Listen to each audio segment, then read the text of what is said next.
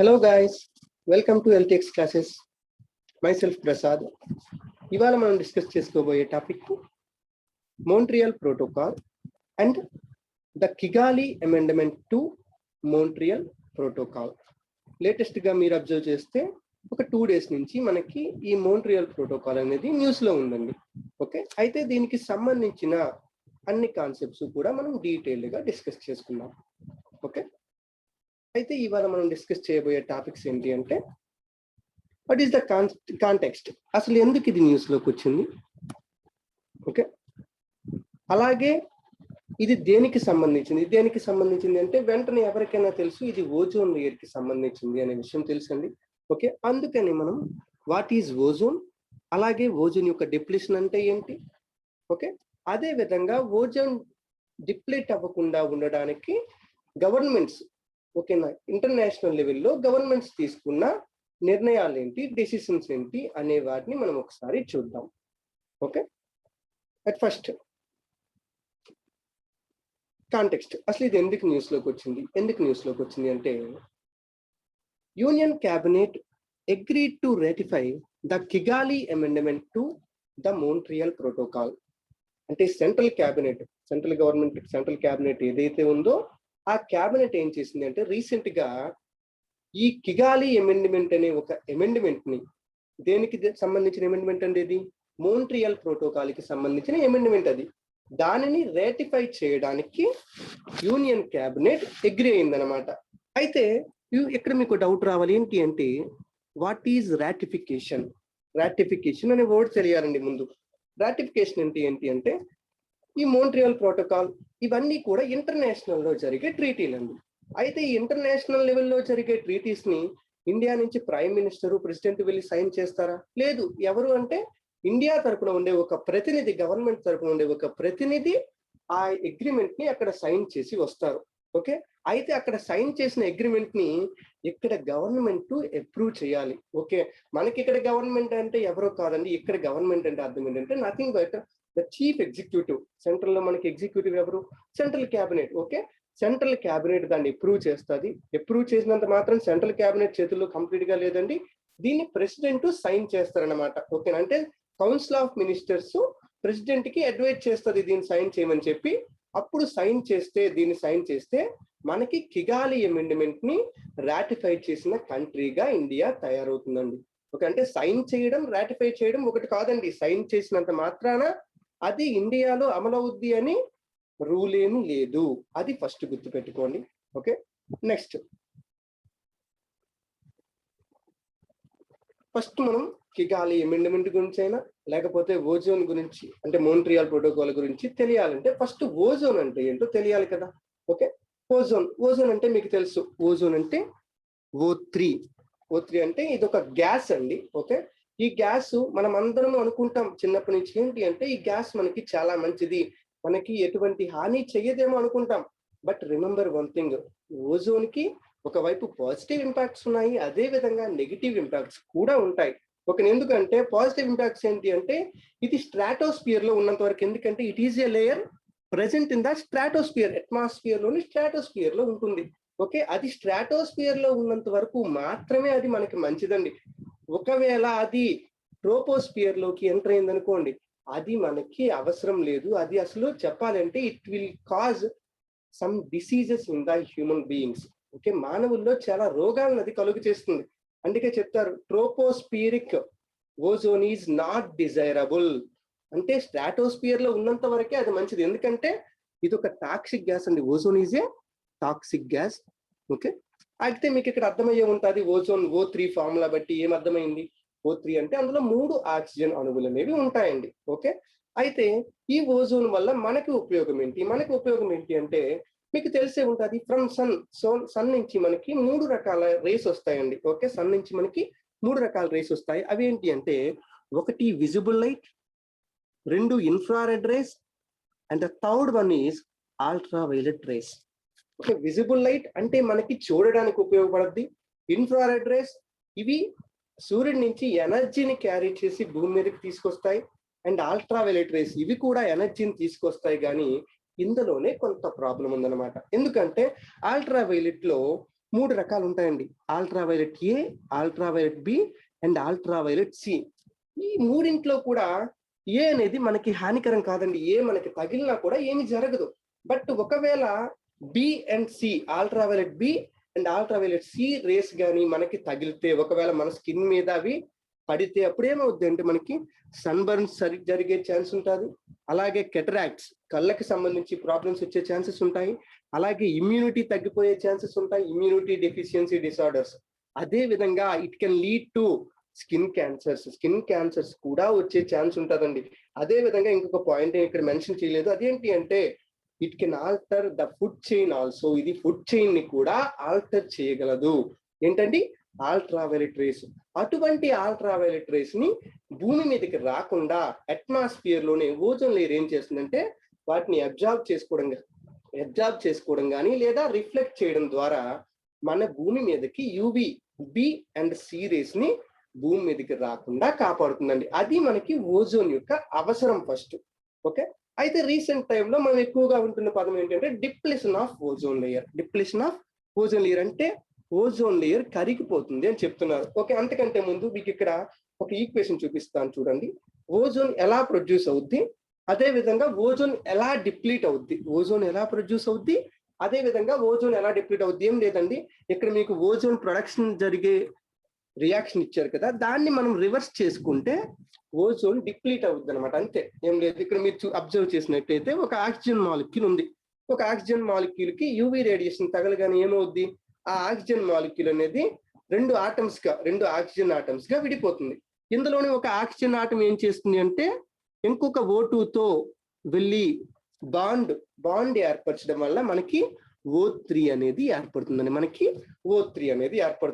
ఓకేనా, ఇది ozone production అనమాట. ఈ డిప్లేషన్ కూడా ఇదే విధంగా జరుగుతుందండి.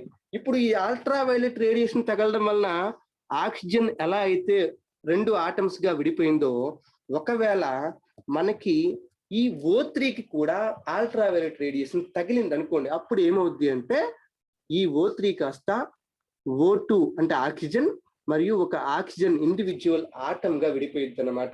ఓకేనా, అంటే అదే మనకి నథింగ్ బట్ O3 మళ్ళీ O2 గా మారింది అంటే అదే ఓజోన్ డిప్లేషన్ అనమాట. ఓకేనా, అయితే ఒకటి గుర్తు పెట్టుకోండి. మీరు అనుకుంటున్నారేమో మానవుడి వల్లనే ఓజోన్ డిప్లీట్ అయిపోతుందని అనుకుంటే అలాంటివి పక్కన పెట్టండి థాట్ ఉంటే. ఎందుకంటే ఇది నేచురల్ గా డైలీ జరిగే ప్రాసెస్. ఓకేనా, ఒకసారి ఒక టైంలో మనకి ఈ ప్రాసెస్ జరుగుతుంది.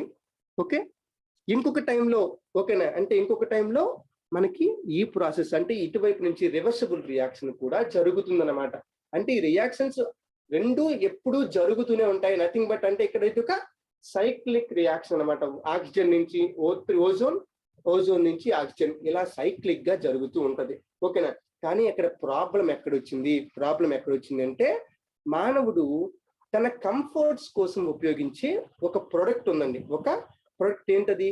Refrigeration and air conditioning. అంటే మీకు తెలిసి ఉంటుంది, గ్లోబల్ గా టెంపరేచర్స్ బాగా రైజ్ అయిపోతే ఈ వేడికి తట్టుకోవడానికి ఏం చేస్తున్నాడు మానవుడు? ఎక్కువగా రిఫ్రిజిరేటర్ల మీద, ఎయిర్ కండిషన్స్ మీద ఆధారపడుతున్నాడు. అయితే అక్కడ ప్రాబ్లం ఏమొచ్చింది అంటే వాటిలో వాడే కొన్ని పదార్థాలు ఉంటాయండి. ఓకేనా, ఆ పదార్థాలు ఏం చేస్తున్నాయంటే మనం తొలి చూపించినట్టుగా ఆ విడిపోయిన ఆక్సిజన్ మాలిక్యూల్ ఏదైతే ఉందో, ఓకేనా, ఇప్పుడు ఇది ఇలా విడిపోయిందండి. మళ్ళీ మనం చెప్పాము ఇప్పుడు రివర్సిబుల్ రియాక్షన్ జరిగినప్పుడు ఏమవుద్ది, ఓజోన్ కాస్త O3 అండ్ ఓగా విడిపోతుంది. ఓకే, అయితే మానవుడు చేసిన కొన్ని పనుల వల్ల ఏమవుతుంది అంటే ఇందులో ఉండే క్లోరిన్, బ్రోమిన్, ఓకేనా, మానవుడు రిలీజ్ చేసి ఈ గ్యాసెస్ ఏం చేస్తున్నాయి అంటే ఈ ఆక్సిజన్ తో, ఈ ఇండివిజువల్ ఆక్సిజన్ ఆటం చూసారా, సింగిల్ ఆక్సిజన్ ఆటము, దీంతో బాండ్ ఏర్పరుస్తున్నాయి. అప్పుడు ఏమవుతుంది, దీనివల్ల ప్రాబ్లం ఏమవుతుంది అంటే ఈ రెండు మళ్ళీ కలిసే అవకాశం లేకుండా పోతుంది. అది మానవుడు చేసిన పని, అంతేగాని ఇది మామూలుగా నేచురల్ గా జరిగే ప్రాసెస్ అనండి. ఓకేనా, ఈ క్లోరిన్, బ్రామిన్ మానవుడు రిలీజ్ చేసిన ఈ హాలోజన్స్ ఏవైతే ఉన్నాయో ఇవి ఆ సైకిల్ ని డిస్టర్బ్ చేస్తున్నాయి. సింపుల్ గా గుర్తుపెట్టుకోవాలంటే. ఓకే, అయితే ఇగోండి ఇక్కడ ఇచ్చాం డిప్లేషన్ ఆఫ్ ఓజోన్ లేయర్. ఏంటది? when chlorine and bromine atoms came into contact with ozone in the stratosphere, they destroy ozone molecules. ఒకవేళ క్లోరిన్ మరియు బ్రోమిన్ అనేవి అట్మాస్ఫియర్ లోని ఓజోన్ తో రియాక్ట్ అయితే అవి ఏం చేస్తాయంటే ఓజోన్ ని డిస్ట్రాయ్ చేసేస్తాయి. ఆ ఓజోన్ కాస్త ఆక్సిజన్ గా మార్చేస్తాయి అనమాట. ఎలా మారుస్తాయండి? ఆక్సిజన్ గా మార్చేస్తాయి. అలాంటి పదార్థాలనే మనం ఏమంటామంటే ఈ క్లోరిన్, బ్రోమైన్ డైరెక్ట్ స్టేజ్ లో డైరెక్ట్ గా రిలీజ్ అయ్యేవి కాదండి. ఇవి ఏంటంటే ఒక కాంపౌండ్స్ రూపంలో రిలీజ్ అవుతాయి. అవి ఏంటి అంటే వాటిని మనం ఏమంటామంటే ఓజోన్ డిప్లీటింగ్ సబ్స్టెన్సెస్ అని పిలుస్తాం. ఓజోన్ డిప్లీటింగ్ సబ్స్టెన్సెస్ అని పిలుస్తాము.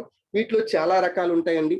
CFCs, chlorofluorocarbons, HCFCs, హైడ్రోక్లోరోఫ్లోరోకార్బన్స్.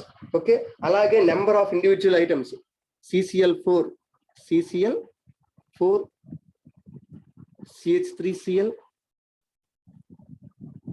CH3Br,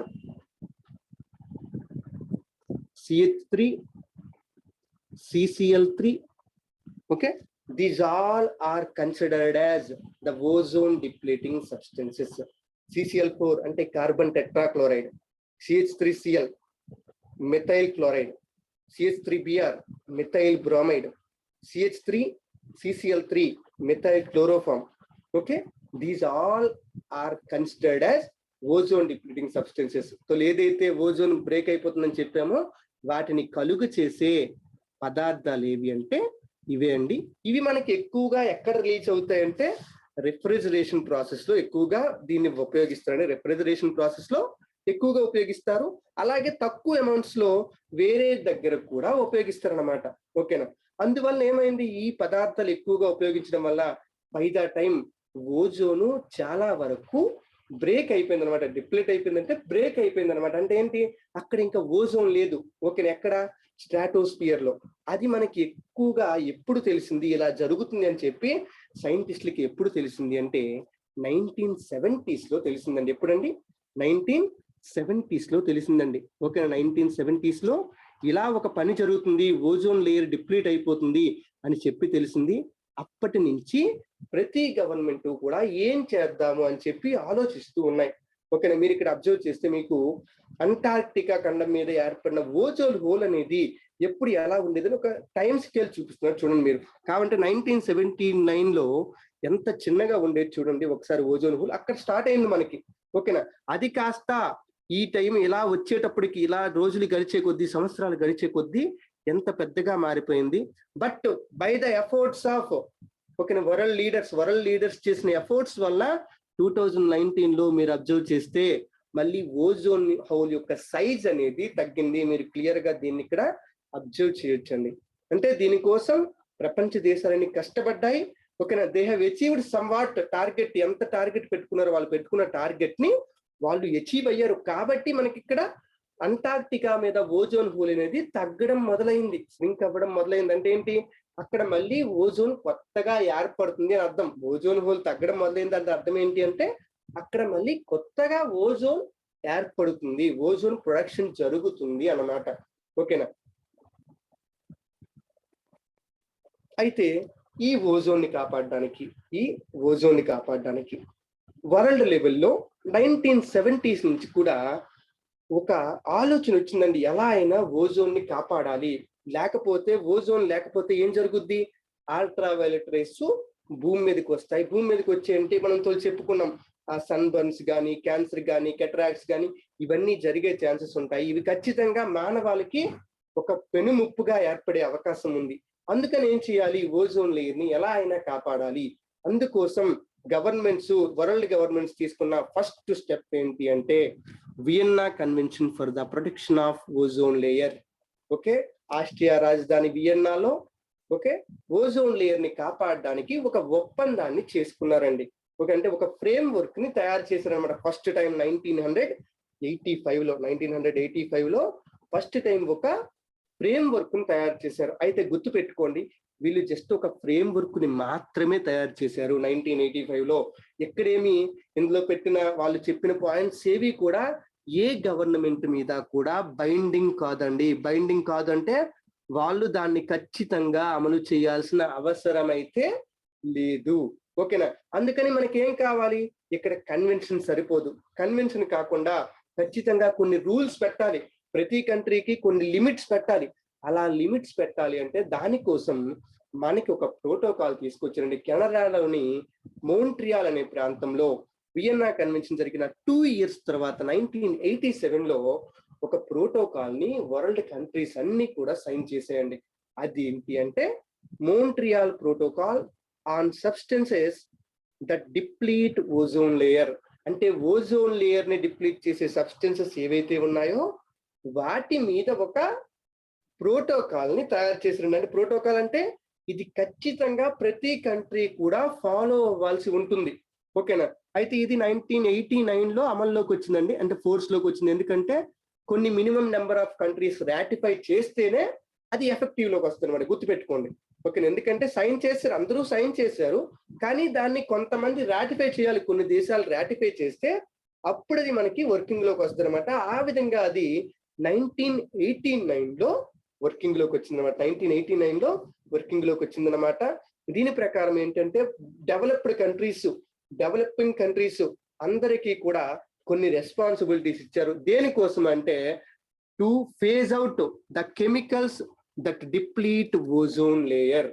ozone layer ని డిప్లీట్ చేసే సబ్స్టెన్సెస్ ఏవైతే ఉన్నాయో వాటి వాడకాన్ని క్రమంగా తగ్గించుకుంటూ ఒకానొక టైంకి 0 చేసేయాలి అనేది దీని యొక్క ఉద్దేశం అన్నమాట. ఓకేనా?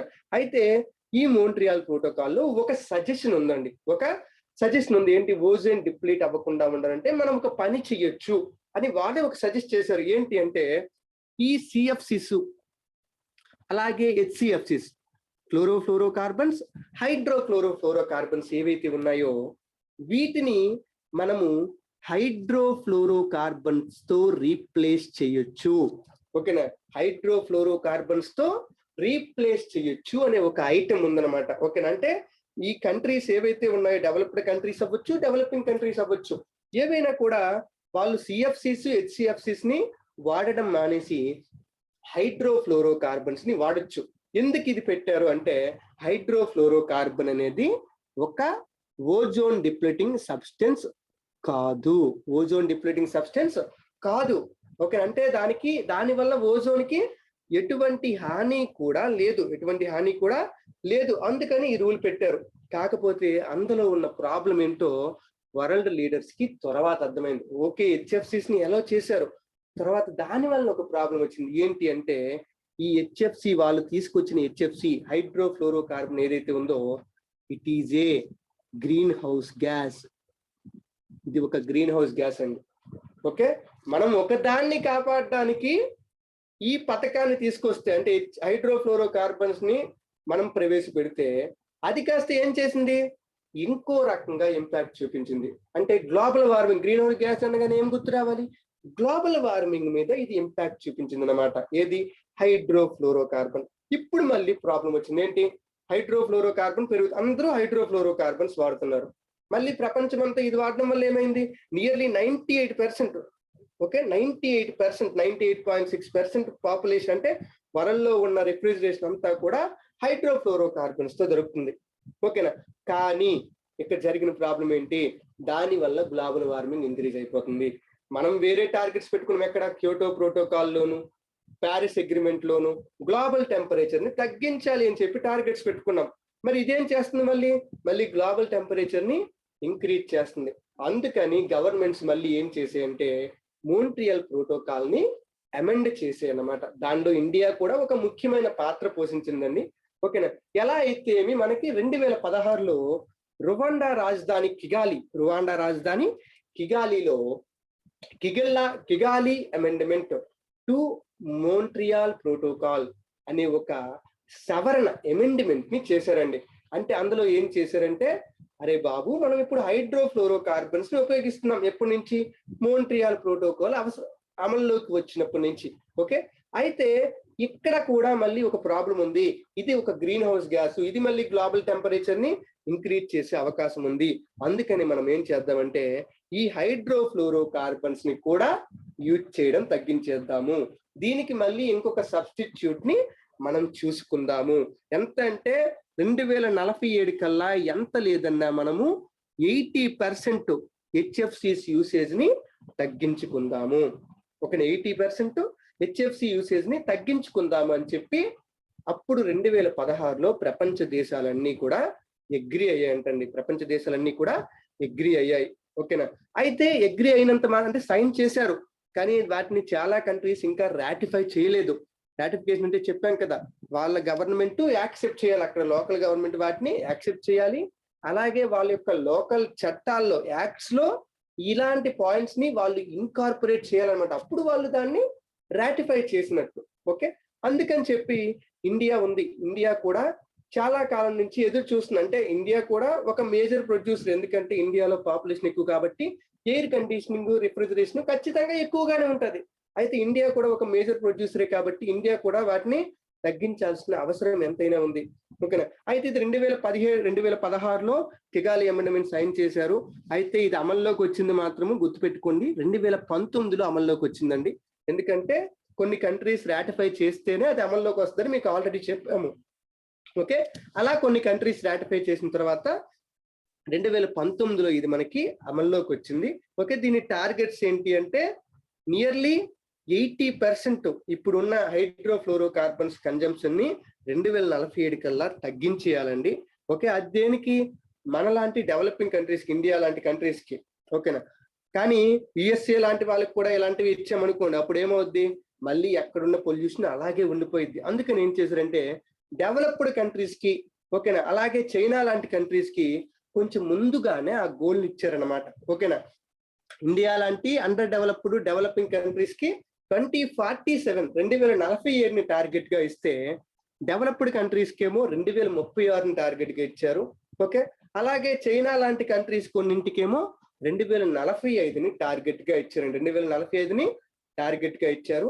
అప్పటికల్లా ఎంత లేదన్నా కూడా 85% హైడ్రోఫ్లోరోకార్బన్స్ యొక్క కన్జంప్షన్ ని తగ్గించాలి అనేది ప్రపంచ దేశాల యొక్క గోల్ అండి. ప్రపంచ దేశాల యొక్క గోల్. ఓకే, అక్కడే కిగాలి అమెండ్మెంట్ కూడా ఇంకొక పాయింట్ చెప్పింది. ఏంటా పాయింట్ అంటే, ఒకవేళ మనం అనుకున్నట్టుగా 2047కి ఈ హెచ్ఎఫ్సిస్ యొక్క కన్జంప్షన్ ని తగ్గించగలిగితే మనము గ్లోబల్ టెంపరేచర్ ఇంకో 0.5 డిగ్రీ సెంటీగ్రేడ్ పెరగకుండా ఆపగలిగిన వాళ్ళం అవుతాము. ఓకే, దీనికోసం చాలా చట్టాలు ట్రై చేస్తున్నాయి. ప్యారిస్ అగ్రిమెంట్ కానీ, క్యోటో ప్రోటోకాల్ కానీ, ఇవన్నీ కూడా గ్లోబల్ టెంపరేచర్ ని తగ్గించడానికి ట్రై చేస్తున్నాయి. ఓకే, అందులో మన పాత్ర కింద, ఓకే, ఎక్కడ అంటే మోంట్రియాల్ ప్రోటోకాల్ కింద మనం కూడా ఇలా వీళ్ళు చెప్పిన రూల్స్ అన్ని ఫాలో అయితే ఈ 2100 సంవత్సరానికల్లా మనం ఈ టార్గెట్ ని 0.5 డిగ్రీ సెంటీగ్రేడ్ కంటే పెరగకుండా మనం ఆపగలుగుతాము, మనం తగ్గించిన వాళ్ళం అవుతాము అని చెప్పి మనకి ఈ మోంట్రియాల్ ప్రోటోకాల్ చెప్తుందండి. ఓకే, ఇది అర్థమైందని అనుకుంటున్నాను. ఓకే, ఇక్కడ మీకు తెలుసుకోవాల్సినవి ఏంటి అంటే, ప్రతిదీ కూడా ఇక్కడ మోంట్రియాల్ ప్రోటోకాల్ అంటే ఏంటి, కిగాలి అమెండ్మెంట్ అంటే ఏంటి, హైడ్రోఫ్లోరోకార్బన్స్ అంటే ఏంటి, ఇలాంటివన్నీ కూడా తెలుసుకోవాలండి. అలాగే వీటిలో ఇండియన్ ప్రాస్పెక్ట్ లో మనకి ఏంటి, ఇండియా విషయంలో, ఎందుకంటే ఇండియాకి సంబంధించి ఎన్విరాన్మెంట్ పాలసీలో ఇది ఎలా ఎఫెక్ట్ చేస్తుంది. ఎందుకంటే ఇప్పుడు కిగాలి అమెండ్మెంట్ కి ఇండియా రాటిఫై చేసినంత మాత్రాన మాటలు కాదండి. రాటిఫై చేసామంటే దానికి తగ్గట్టుగా మనము డెసిషన్స్ తీసుకోవాలి. అంటే ఇండియా మీద దాని ఇంపాక్ట్ ఎలా ఉండొచ్చు అనేది కూడా మనం రాసుకోవాలి. అలాగే ఇక్కడ మీరు ఇంకొకటి తెలుసుకోవాల్సింది ఏంటి అంటే, ఇండియన్ గవర్నమెంట్ 2019లో ఒక ప్లాన్ ని తీసుకొచ్చిందండి. ఐసిఏపి, ఇండియన్ కూలింగ్ యాక్షన్ ప్లాన్ అనే ఒక ప్లాన్ ని తీసుకొచ్చిందండి. ఎందుకంటే ఇండియాలో కూలింగ్ కి డిమాండ్ బాగా పెరిగిపోతుందండి. రిఫ్రిజరేషన్ కోసం కావచ్చు, లేకపోతే ఎయిర్ కండిషన్ కోసం కావచ్చు, వేటి కోసమైనా మనకి డిమాండ్ బాగా పెరిగిపోతుంది. అయితే నెక్స్ట్ 20 ఇయర్స్ లో ఈ రిఫ్రిజరెంట్స్ మీద డిపెండ్ అయ్యే విధానాన్ని 25 to 30% తగ్గించాలి అనేది ఈ ప్లాన్ యొక్క టార్గెట్ అండి. ఐసిఏపి, ఇండియన్ కూలింగ్ యాక్షన్ ప్లాన్ యొక్క టార్గెట్ ఏంటి అంటే, వచ్చే 20 సంవత్సరాల్లో ఈ రిఫ్రిజరెంట్స్ యొక్క డిమాండ్ ని, ఓకే, వాటికి ఉన్న డిమాండ్ ని 25 to 30% తగ్గించాలి. ఓకే, దానికి మనము సబ్స్టిట్యూట్ గా సస్టైనబుల్ యాక్షన్స్ ని ఉపయోగించుకోవాలి అనేది ఐసిఏపి యొక్క మెయిన్ ఉద్దేశం అండి. ఓకే, అర్థమైంది అనుకుంటున్నాను. ఓకే, కిగాలి అమెండ్మెంట్ గురించి ఇంకా ఏవైనా పాయింట్ కావాలంటే ఒకసారి నెట్ లో వెళ్ళి చూడండి. Okay, you will get those points. Okay, That's it for today అండి. Okay. For any queries related to admission, you can contact the number 7893 899 553. Okay. Thank you.